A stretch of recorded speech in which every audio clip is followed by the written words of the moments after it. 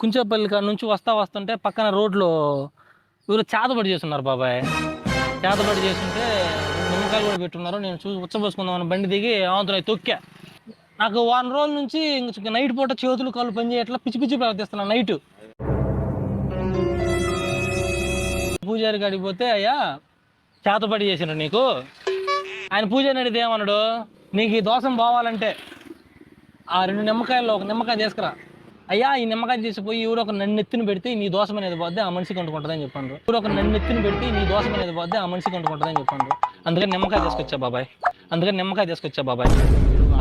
ఒక నిమిషం ఆగాలి.